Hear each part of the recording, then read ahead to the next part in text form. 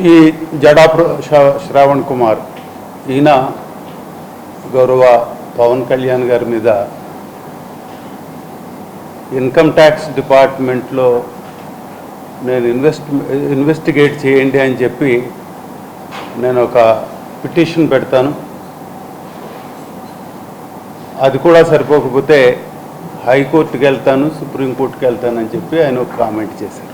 ఈ విషయంలో అందరికీ తెలుసు, పవన్ కళ్యాణ్ గారు ఒక సినిమా ఆర్టిస్ట్, ప్రొఫెషనల్.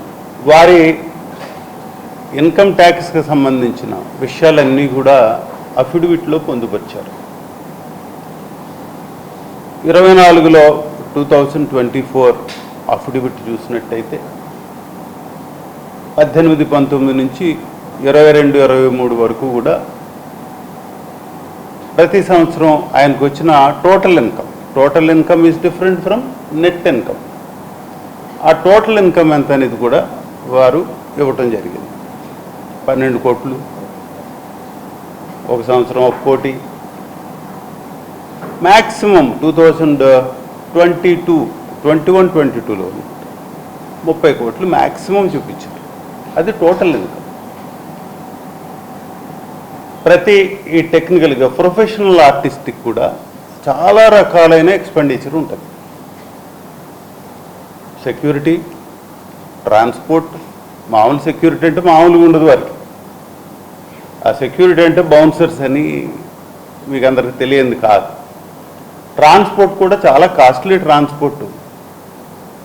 ఒక్కొక్కసారి ఆయన ఎందుకంటే అందరితో పాటు కూడా ట్రావెల్ చేయలేని పరిస్థితి, హెలికాప్టర్లో కూడా ట్రావెల్ చేయాల్సిన పరిస్థితి.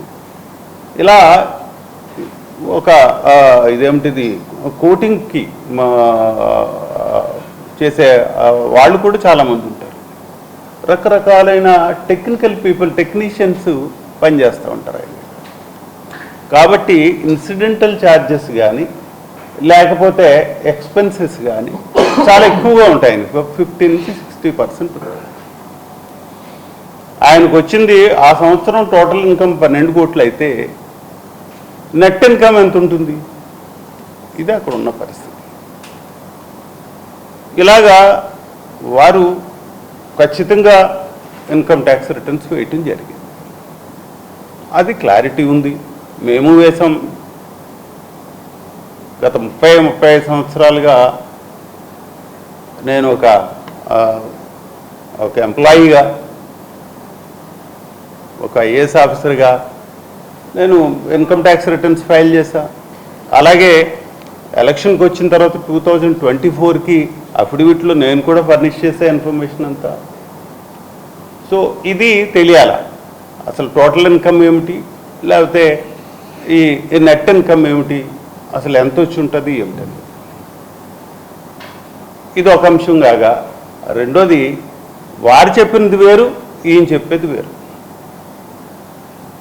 ఆయన ఒక పేపర్లో కానీ ప్రెస్లో కానీ మాట్లాడేటప్పుడు ఓవరాల్గా టోటల్ ఇన్కమ్, గ్రాస్ ఇన్కమ్ గురించి మాట్లాడుతూ ఉంటారు సాధారణంగా.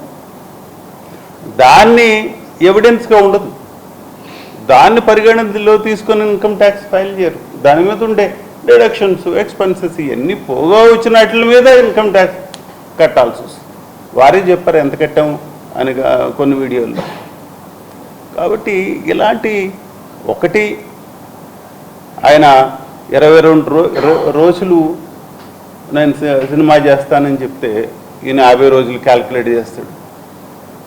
ఎక్స్ట్రాపోలేట్ చేయటం అనమాట. చాలా ఎక్సెసివ్గా క్యాల్కులేట్ చేసి 600 కోట్లు సంపాదించాడు. దీనికి లెక్క అడుగుతాం, సో కోర్టులకు వెళ్తాం. ఇవన్నీ కూడా జనాన్ని మిస్లీడ్ చేసే అంశాలు. తప్పనిసరిగా పబ్లిక్ దీన్ని దృష్టిలో పెట్టుకోవాలి. ఏమి దీంట్లో కూడా ఆయన చాలా ప్రొఫెషనల్గా ఏదైతే సంపాదించాడో ప్రతి రూపాయి కూడా లెక్క చెప్పాడు. ఆయన ఇన్కమ్ ట్యాక్స్ రిటర్న్స్ ఫైల్ చేశాడు. ప్రతి దానికి కూడా అకౌంట్ ఫర్ అయినట్టు మనకు అఫిడవిట్లు చెప్తున్నాయి, ఇన్కమ్ ట్యాక్స్ రిటర్న్స్ చెప్తున్నాయి. కాబట్టి ఇలాంటి మిస్లీడింగ్ ఇన్ఫర్మేషన్ పబ్లిక్ ఇవ్వటం వల్ల పబ్లిక్ ఒక రకమైన కన్ఫ్యూషన్లో ల్యాండప్ అవుతారు. కాబట్టి ఇలాంటివి ఇవ్వద్దని చెప్పి నేను ఆయనకి అడ్వైజ్ చేస్తాను. Thank you.